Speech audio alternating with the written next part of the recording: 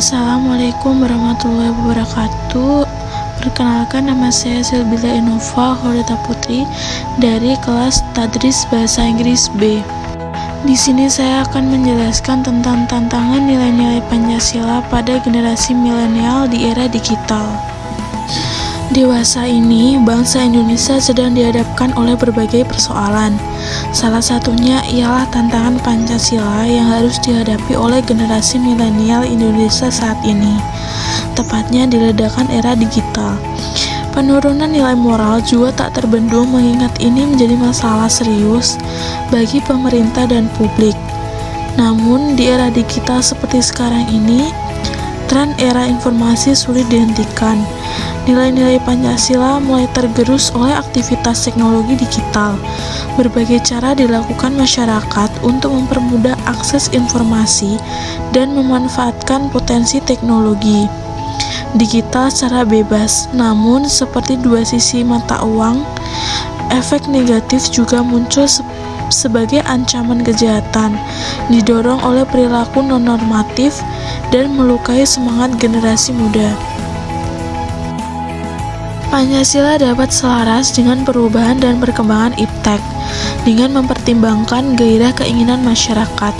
Kemampuan ini menjadi makna bahwa Pancasila benar-benar dapat mengubah nilai-nilai inti yang dikandungnya, namun lebih menekankan pada kemampuan mengekspresikan nilai dalam kegiatan dunia nyata saat problem solving. Nilai-nilai Pancasila sangat mendorong dan mendukung perkembangan iptek yang apik. Dengan nilai-nilai Pancasila tersebut, timbul rekognisi umum bahwa untuk memajukan ilmu pengetahuan dan teknologi Indonesia, masyarakat perlu memiliki prinsip dan tekad yang kuat, menjaga dan menjadikan nilai-nilai Pancasila dari awal. Inilah tantangan bagi bangsa Indonesia. Dengan kata lain, membangun kehidupan negara yang berlandaskan ilmu pengetahuan dan teknologi tanpa kehilangan jati diri. Dalam masyarakat modern yang berbasis iptek, kehidupan beragama cenderung menurun. Secara keseluruhan, penggunaan internet berdampak negatif pada penurunan sosial masyarakat karena mereka lebih suka berkomunikasi melalui media daripada bertemu dan menyapa secara langsung. Kedua, pornografi dan kejahatan lainnya. Di beranda hampir setiap situs internet tanpa filter gambar atau adegan. Tentunya hal ini akan berdampak negatif bagi perkembangan generasi selanjutnya. Jika hal ini terus berlanjut, generasi muda Indonesia, terutama generasi milenial yang lahir dan hidup di era teknologi tinggi ini, akan mengalami pengalaman sosial dan kemerosotan moral.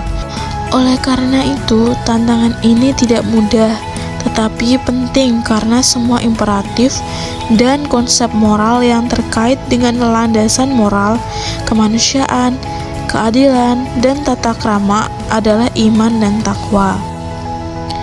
Ideologi Pancasila yang luar biasa, kita memiliki ketuhanan yang Maha Esa sebagai prinsip pertama untuk membantu memperingatkan kaum milenial bahwa Tuhan adalah pusat dari semua kehidupan di dunia.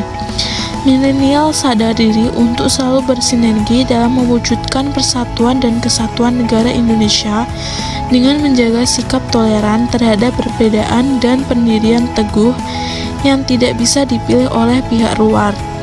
Generasi muda milenial juga harus demokratis dengan mengutamakan aspek konsulatif dalam pengambilan keputusan secara bermusyawarah. Pengembangan teknologi ini menawarkan manfaat bagi setiap generasi, tetapi hanya generasi yang dapat beradaptasi, termasuk generasi milenial yang harus dapat mengendalikan teknologi. Milenial lahir dari semua kondisi teknologi, dan secara logika, teknologi beradaptasi dengan cepat. Berdasarkan fenomena yang ada, banyak permasalahan yang dihadapi kaum milenial saat ini dan yang akan datang. Pertama, akses gratis terhadap informasi tentang media sosial dan regulasi yang lemah. Lonjakan berita bohong, hoaks, dan pidato panas di setiap halaman jejaring media sosial Era digital harus ditanggapi dengan serius. Peran harus dikuasai dan dikendalikan dengan teknologi yang tepat, sehingga era digital mampu memberi manfaat bagi kehidupan. Pendidikan harus menjadi sarana yang paling penting untuk pemahaman, pembelajaran, dan penggunaan yang anak-anak dan remaja perlu memahami baik kekuatan maupun kelemahan dari era digital ini. Orang tua juga perlu memahami agar dapat mengontrol sikap anak terhadap teknologi dan menggunakannya dengan baik dan benar. Perlu adanya mendapatkan gambaran umum pemakaian beragam platform yang kontributif terhadap pekerjaan manusia, memahami manfaat dan kegunaannya, serta penggunaan secara efektif dan berdaya guna untuk mengurangi buntut buruk dan tidak semestinya. Demikian pula pemerintah sangat terlibat dalam era digital ini.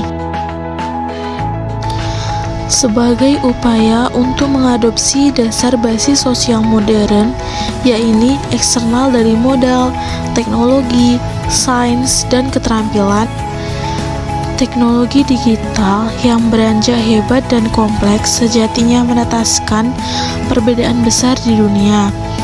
Teknologi di era digital ini membawa banyak manfaat dari berbagai bidang, seperti Polexos Budahankam. Namun, tetap saja tidak dapat dipungkiri bahwa setiap aplikasi menghadirkan tantangan. Kemajuan zaman dan teknologi seharusnya membuat kita semakin mencintai negara kita Indonesia dengan informasi yang tersedia. Jangan menilai orang sampai Anda tahu apa yang sebenarnya. Sudah menjadi keharusan kita semua sebagai warga negara Indonesia untuk menyadari betapa konsekuensial perihal menanamkan nilai-nilai Pancasila. Perubahan yang dialami kaum milenial seharusnya juga membawa perubahan yang positif. Sekian dari saya. Assalamualaikum warahmatullahi wabarakatuh.